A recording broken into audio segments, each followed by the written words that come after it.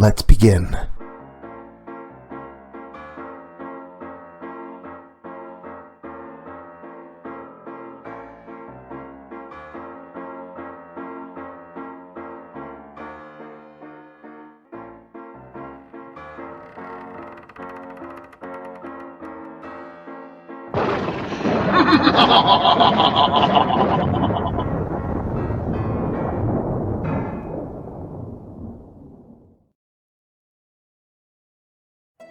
Hey there, horror fans! Welcome back.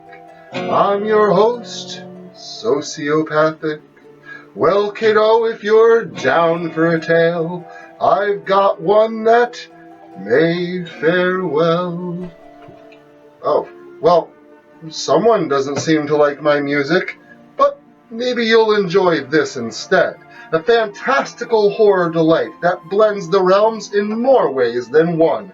Ethan Blades and I call this one The Piping Sounds of Justice.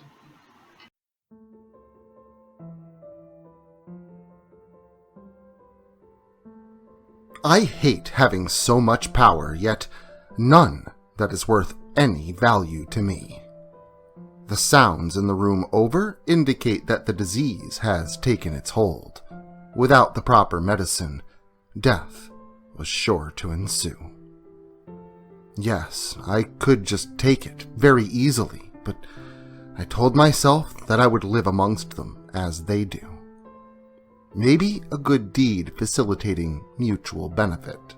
That would be perfect. I have the means to assist that poor city to the north, and I know that they designed the prison in which they suffer, but they in turn could help me cure my wife. I can't live without her. Not anymore. I looked down at the box in my lap, knowing what lay inside. I vowed to never pick the damn thing up again, a relic of an older life that no longer suits who I am. Still, my choices are limited, and this veritable solution, quite literally, sits on my lap. I have made my decision. Standing, box under my arm, I walked towards the dimly lit room where my wife rested, hoping to get better soon.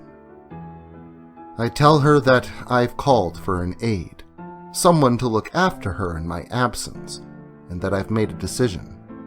I'm going north to the town of Hamelin to fetch what is necessary to cure what ails her. I kiss the clammy skin on her forehead, assure her that I would return in less than 3 days' time, and after the assistants had arrived to take my place, I headed out for a long journey to the town of Hamelin. The town was as sickly as it appeared, bustling with people going about their daily business.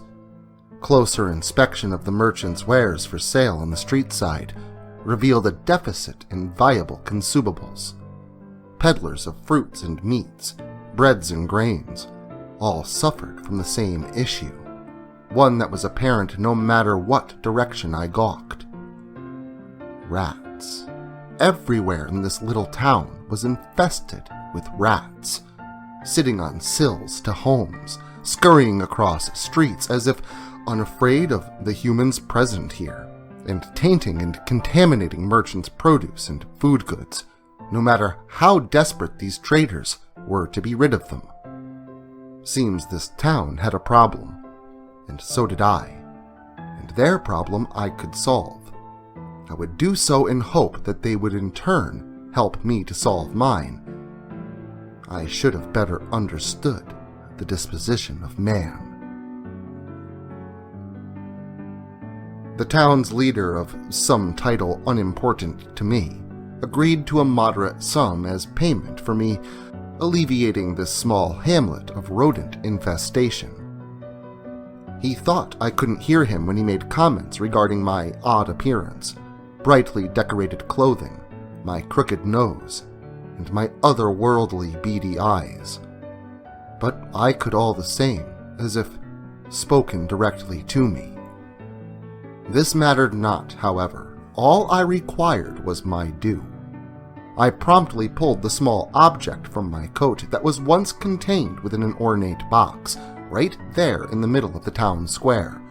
The people gathered round, staring with awe and bewilderment, regarding my actions as folly. And yet, as I marched, blowing air into that small trinket that had now been revealed as a shawm, every rodent within earshot had come out of hiding and begun to follow my every step in broad daylight.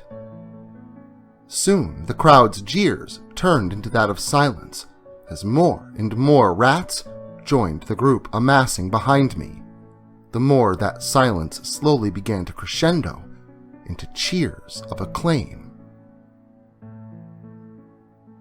Within minutes I had come to the water's edge of a nearby river and waded into its center, unabated as I played my melody without cessation. The gathering followed suit, and thusly drowned thereafter. I promptly returned to Hamelin, showcasing my deeds and demanding said payment.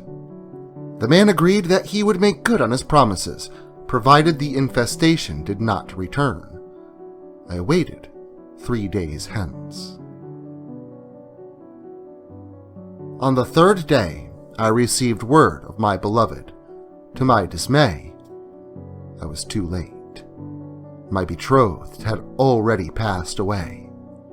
Hamelin hadn't seen a single rat in nearly the better part of a week, and the more I insisted that I receive my due, the more I was brushed aside as a fool who should have taken his payment up front. But what they don't know is that I am no fool. I'm something much worse. I came to this realm as a means for a life unbound by the laws of the Fae. I took a wife, to which she promised me a child, growing deep within her womb. I was warned that mankind was cruel and uncaring, not worthy of my talents and gifts. Now, she lay dead, and my unborn lay with her. I'll take my pound of flesh from Hamelin. Let them decide then if I am a charlatan. I wasn't exactly sure what I was going to do at first. I would sit in the trees or stand at the edge of town, watching the people as I pondered and plotted. I first considered bringing new rats to that wretched town to replace the old ones, but it wasn't enough. I considered killing them, but realized that killing the townspeople wouldn't bring back what would have been my family, and the people of Hamelin wouldn't feel the suffering they deserved. I continued thinking, growing increasingly angry and frustrated as thoughts of my dead love and our unborn child continued to creep into my mind, and I realized none of my ideas were enough to achieve the justice I sought. It came to me one afternoon, however, as I was sitting in a tree watching the people. I saw a group of children playing and thought how innocent they were, and how unlucky they were to be growing up in such a corrupt, foul place that would surely seep into and corrupt them as it has the adults of this fucked up town.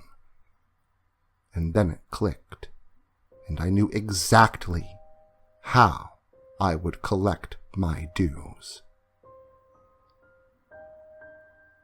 I'd been studying the people of Hamelin for about a week, and I, at that point, knew the people of Hamelin's schedules as well as I knew my own. They seemed to be very religious people.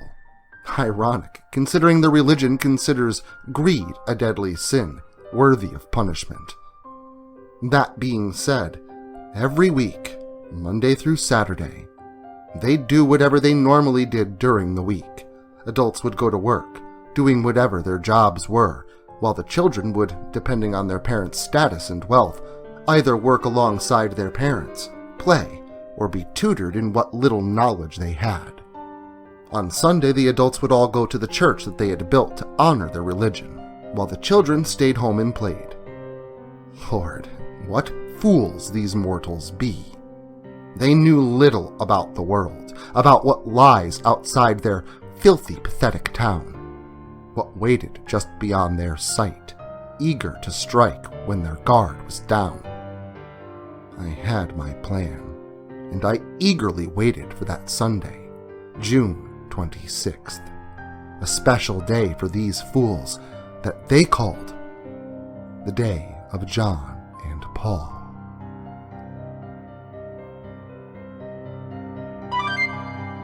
My pipe, at noon, I began to play. The children all gathered around in disarray, but quickly arranged themselves in order, dancing and singing as I led them away. There were 3 children that ended up not following. One of them was deaf and couldn't hear the music. One of them was blind and couldn't see where he was going. And the last reject was crippled and couldn't keep up. It wouldn't matter, however, as I would return to Hamelin after I was done with the other 130 children and finish my work. The stories say I led children into a cave in the mountains which closed behind me, but that wasn't quite true. We first went to the same river I had drowned those filthy rats in. You see, some of these children were already as filthy and rotten as their parents, and unworthy of the life they would otherwise have. So when we got to the river, I altered my tune slightly and all the children froze. Not in fear, of course, but in bliss, as I had trapped them temporarily in their mind with visions of what their lives would be like. From there, I played a different tune on my pipe, as I knew the parents of the children would soon come looking for them. This tune would prevent the people from Hamelin from being able to see or hear me, or their lost sons and daughters. From there, as I played, I guided the unworthy wretches into the river, pushed them down, and held them underwater until life had left their bodies one by one. They would gurgle and gasp for breath, spasming, as there was none to be found. But none of these filthy vermin fought me or tried to escape. All in all, I drowned 56 dirty rats from Hamelin that day, and too many to count in all. I realized that it had been a while, and the remaining children must need to eat, so instead of summoning some vultures like I had planned, I instead gave some purpose to the lifeless vermin and cooked them, feeding them to the children. It wasn't really healthy for the children, but it was better than nothing, and it ensured that their bodies would never be recovered, something fairly important to humans. After all, without a children's bones, they couldn't hold a proper funeral, something important to the religion of the people of Hamelin. So, after I had fed my temporary charges, we continued on, me playing my pipe and the children singing and dancing their way behind me. Eventually, we made it to where I was leading them, a mountain that the mortals in this realm called Kloppenberg Mountain. We wouldn't be climbing the mountain, however. This mountain, like many others, held a secret doorway to the realm that was once my home. What I was doing was risky. I'd willingly and knowingly forsaken and exiled myself from the laws of the Fae and the royal courts that governed them. It was made clear that I would not be welcomed back warmly, not that I wanted to be back at all. And if I were caught sneaking in without taking the proper measures, which I wouldn't be, I would be treated as a fugitive and a traitor, and would be punished to the highest degree of the law. I saw my work as completely worth the risk, however. I opened the passage and continued piping as I guided the children through. The passage closed behind me, as it always did. I didn't particularly want to be piping, as it had the risk of drawing attention, but it was necessary to guide the children. I stopped piping when we got to the very end of the passageway, when we crossed over. The children were in awe of what they were seeing. I suppose I would have been too, were I one of them. No matter. I encouraged them to explore their surroundings, and they eagerly did so. Once they were out of my view, and I out of theirs, I turned around and started my journey back to the mortal realm of Earth. I had just gotten to the other side and was about to open the passage when I heard a familiar voice shout, "Stop!" I stopped, turning to see the source of the voice, hoping it was who I thought it was. Luckily for me, it was. A few feet away from me was Aim, once a good friend of mine, a former blood brother, in fact. "Hello, Aim," I cautiously greeted him. "Hello? That's all you have to say, Fleisch?" he said, incredulously, with a look of shock and joy on his face. "What are you even doing here? Are you—" he asked. "I don't go by Fleisch anymore, Aim. And I'm not coming back, no. I was just here on business, which I just finished. How did you even know I was here?" His face went somber for a second, before turning back to joy. "How did I know you were here? How could I not? You're still a legend around here, and I know your music anywhere." I sighed. I'd hoped they'd blacklisted me entirely. Aim frowned upon hearing those words. "You know, Oberon would never let you do that. He wouldn't even make you go through the proper procedures if you did choose to come back. But what business did you have here?" As he understood my viewpoints usually, and wasn't a pathetic, vain, selfish, greedy bastard like most of the other Fae we know, I told him the story. How I met and fell in love with my formerly betrothed. How I planned to give up all traces of my former life, the family we planned to start, and the tragedy and revenge that I was enacting. His face was filled with disgust and contempt, and sympathy by the time I was done. "And those mortals deserve this. They'll reap what they've sown. I'm truly sorry, brother. Truly. I'll make sure the children here are well taken care of. But what do you plan to do now? Will you ever return?" I told him the truth, partially because Fae are unable to lie, but mostly out of respect for him. I plan to finish my business in that pathetic town. After that, I know not. I'll probably wander like I had before I met my love. I may return one day, but it isn't likely. Also, before I departed, I did bring a gift for both you and Oberon. While I didn't plan to come back, I wanted you to have these if I ever did return and ran into either of you. I reached into the pocket of my coat and pulled out a small, ornate silver box decorated with rubies and laced with gold, Oberon's name inscribed on the top. I reached into a different pocket and pulled out another box, this one onyx and decorated with opals and diamonds, Aim's name inscribed.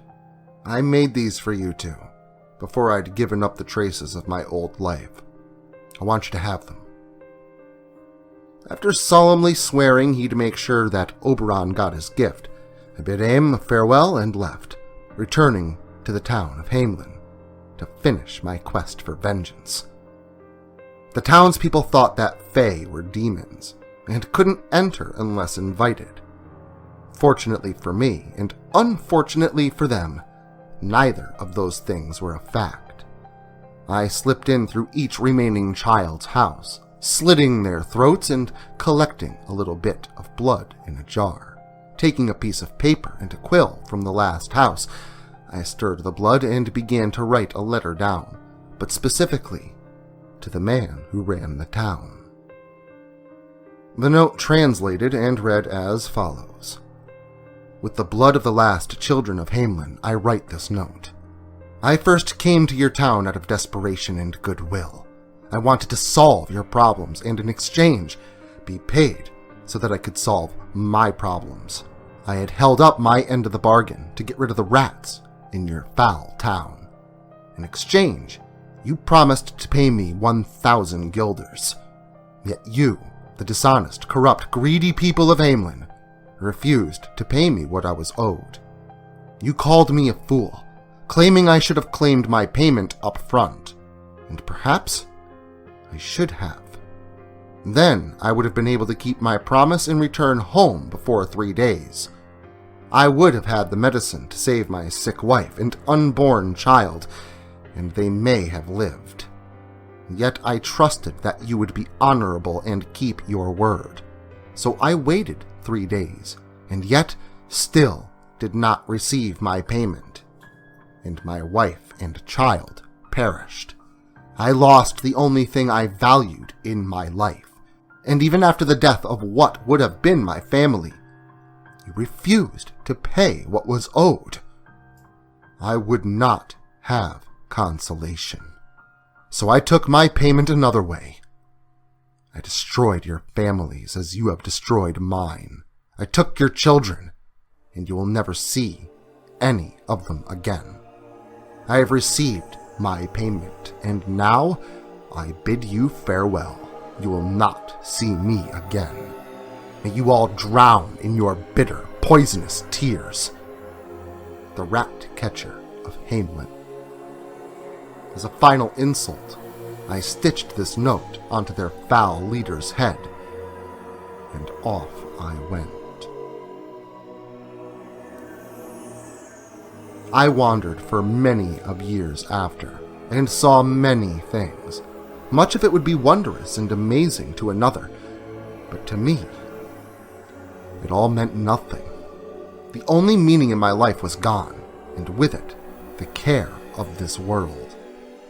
I wouldn't be honest to say I never returned to Hamelin, nor would it be honest to say I cared how they twisted my story, portrayed me as a greedy villain myself. Such is the way of all worlds, I now must imagine.